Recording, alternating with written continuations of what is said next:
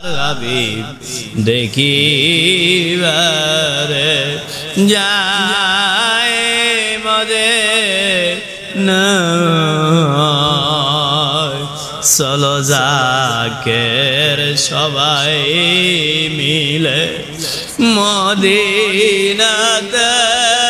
যাব চলে হৃদয় মাজারে সাবাদের লইয়া আপনে সাবাদের লইয়া আপনে দেখা দাও মোরে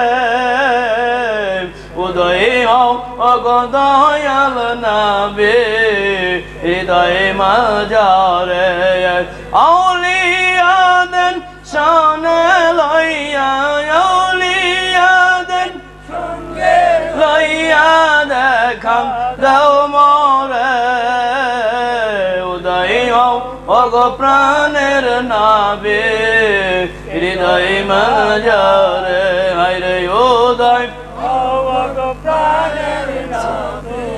হৃদয় মাজারে জোরে জোরে বলেন আল্লাহু আকবার আরো জোরে বলেন আলহামদুলিল্লাহ।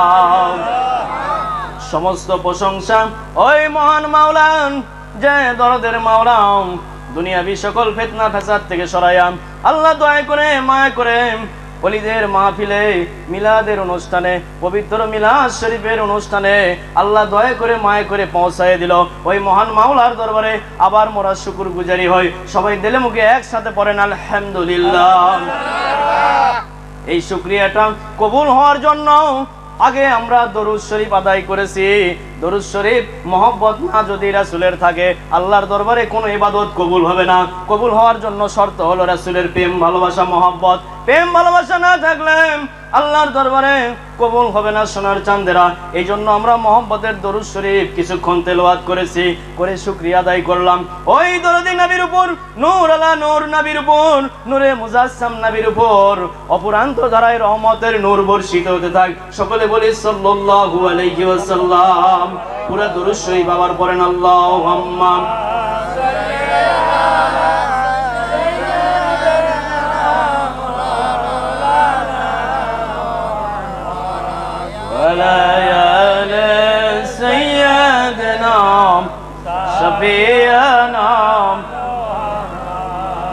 ওই দরদি সম্বন্ধে বলেন আল্লাহ রহমত আমাদেরকে দিয়েছে দেয়নি না দেয়নি রহমত আমরা পেয়েছি তাহলে রহমত যদি পেয়ে থাকি রহমত পেলে রহমত পাওয়ার পর খুশি উদযাপন করার কথা আল্লাহ কোরআন শরীফে বলছে সুবহানাল্লাহ। সূরা ইউনূসের যে আয়াতটা তেলাওয়াত করেছি তার আগেকার আয়াত আছে আল্লাহ রাসূল সম্বন্ধে বলেন সুবহানাল্লাহ। যে ঈদে মিলাদুন নবী পালন করতে গেলে এক দলের জ্বালা উঠে যায় রাসূলের ভালোবাসতেছে রাসূলকে তাও জ্বালা উঠে যায় নাউজুবিল্লাহ। এরা কেমন রাসূলের উম্মত আল্লাহই ভালো জানে। এদেরকে কি রাসূলের সামনে দাঁড়াতে হবে না? আজকে তুমি বিরাট মুহাদ্দিস হয়ে গেছো। তুমি যে মাদ্রাসায় লেখাপড়া করেছো ওই মাদ্রাসা যে প্রতিষ্ঠিত করেছে তার নাম হলো আল্লাহর ওলি। আল্লাহু আকবার কন। আমি ওদিকে ফিরে নেওয়ার জন্যই আমার আয়োজন সব জায়গাতে।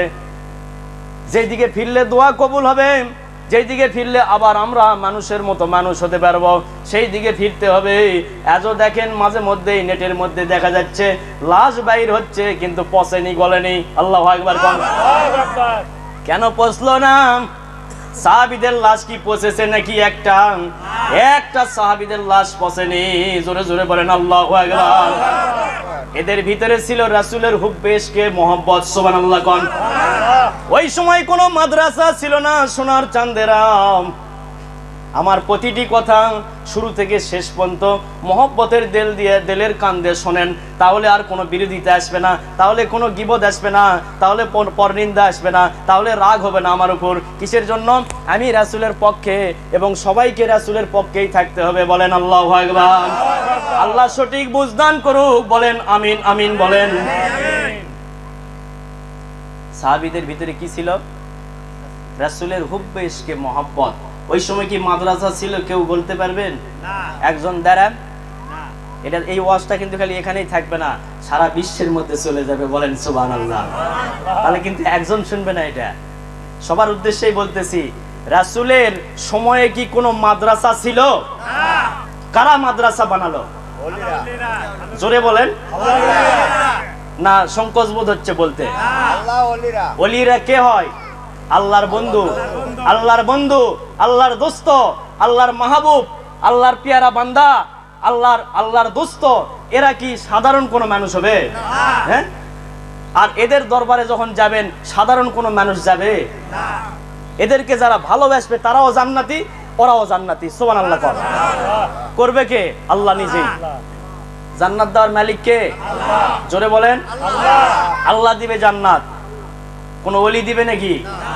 আমার কথা ওলিদের মধ্যেও যাবে যে নামধারী ওলি, কিন্তু আসলে ওলি লয়, নাম ভ্যাস ধরা আছে, গাঁজা খায়, চুল বড় বড় রাখছে, খালি তবলা ডঙ্গি বাজায়। নাউজুবিল্লাহ কোন? আমরাও খাজা সাহেবের ভক্ত, আমাদের দিকেও নজর আছে খাজা সাহেবের। সুবহানাল্লাহ কোন? খাজা সাহেবের জীবনী যদি আলোচনা করি, সোনার চাঁদেরা, যারা প্রেম করে খাজা সাহেবকে ভালোবাসে, মহব্বত করে, ও সোনার চাঁদেরাম, এক ওয়াক্ত নামাজ খাজা সাহেবের কাজা ছিল না। তিনার ডিগ্রি ছিল হুব্বে রাসূল। আল্লাহু আকবার কোন? কি ছিল ডিগ্রি? হুব্বে রাসূল, রাসূলের প্রেমিক। আল্লাহু আকবার কোন? ও আমার হাসান, খাজা সাহেবের আরেক নাম হলো হাসান। ও হাসান রে, আমি তোরে ইন্ডিয়ার মধ্যে দিয়ে পাঠাচ্ছি, তুমি একটু দিনের দাওয়াত নিয়ে যাও। রাসূল ওয়ানিতে আছে না জাহিরিতে? কথা বলেন, ওয়ানিতে না জাহিরিতে? খাজা সাহেব যখন মদিনা থেকে পারমিশন নিয়ে আসলো, তখন কি রাসূল ওয়ানিতে ছিল না জাহিরিতে ছিল? রওজার মধ্যে ছিল। সশরীরে আমার নূর নবী জিন্দা, এবং ওখান থেকে সবকিছু দেখতে পায়, এবং ওখান থেকে যাইতে পারে, ওখান থেকে উম্মতের ব্যথা নিয়ে আল্লাহর কাছে ফরিয়াদ করতে পারে, এবং সবকিছু দেখতে পারে। বলেন সুবহানাল্লাহ। আমি তো ঈদে মিলাদুন নবীর মাহফিলে বলছি, কি বলছি মনে আছে? এটি তো আসিল অনেকে, যে আমার রাসূল হাজের নাজের তোমরা বিশ্বাস করো না, আমার মুরিদের কলবের মধ্যে আমি হাজের নাজের আছি। আল্লাহু আকবার কোন? আল্লাহর দেওয়া ক্ষমতা দিয়ে, কোন মানুষের দেওয়া ক্ষমতা লয় এটা। আমার মতো নাদান মানুষ যদি, আমার মতো গোলাম চাকর মানুষ যদি একজন মানুষে আরেকজন মানুষের কলবের মধ্যে আমি থাকতে পারি, আমার নূর নবী তার উম্মতের মধ্যে থাকতে পারে না? এলা কেমন বিশ্বাসী হলো তাহলে যারা বলে যে রাসূল হাজের নাজের হতে পারে না? আরে আল্লাহর ওলি যারা প্রকৃত ওলি, তারা প্রতিটা মুরিদের কলবের মধ্যে হাজের নাজের আছে। আল্লাহু আকবার কোন? একদিনের কেবল নাদান মুরিদ, আজকে কেবল মুরিদ হলো। এইরকম মুরিদকে আমি দরবারে বসে থেকে দেখে দেই না? কলবের মধ্যে আমি বসে আছি, দেখ। আল্লাহু আকবার কোন? মিছা কথা লয়। কিসের জন্য? ইলমে লাদুন্নির পাওয়ার যদি কোনো ওলির ভিতরে আসা যায়, ওই ওলি যদি তার দিকে তাকা মায়ার নজরে যদি বলে, দেখো তোমার কলবের মধ্যে আমি আসি নাকি, দেখো দেখো তুমি অমুক জায়গাতে যাও, ওটা দেখতে পাবে। এল্লা রাসূলের শান সৈকত, এল্লা রাসূলের যারা ওয়ারিস তারা ব্যবহার করতে পারবে। আল্লাহু আকবার কোন? রাসূলের ওয়ারিস যারা, তারা তো এল্লা ব্যবহার করবে। আল্লাহ রাসূলের ৪,৫০০ মজাজা কি লিয়া কবরের মধ্যে রওজার মধ্যে শুয়ে আছে উনি, না দুনিয়ার উপরে আছে? ও আমার উম্মতেরা, আমার ৪,৫০০ মজাজা আমি তোমাদের জন্য রেখে গেলাম, তোমরা এটা প্রয়োজন বোধে ব্যবহার করবে, প্রয়োজন বোধে তোমরা ব্যবহার করবে। খাসাইসুল কোবরা কিতাবের মধ্যে বর্ণনা আছে ৪,৫০০ মজাজা সম্বন্ধে। ৪,৫০০ মজাজা সম্বন্ধে ইমাম জালালউদ্দিন সুয়ুতী রহমাতুল্লাহ আলাইহি তিনি বর্ণনা করেছেন। বলেন সুবহানাল্লাহ। হাদিসের প্রমাণের দরকার নেই, আমাকে প্রমাণ দিবে গেলে বহু প্রমাণ আছে। আল্লাহু আকবার কোন?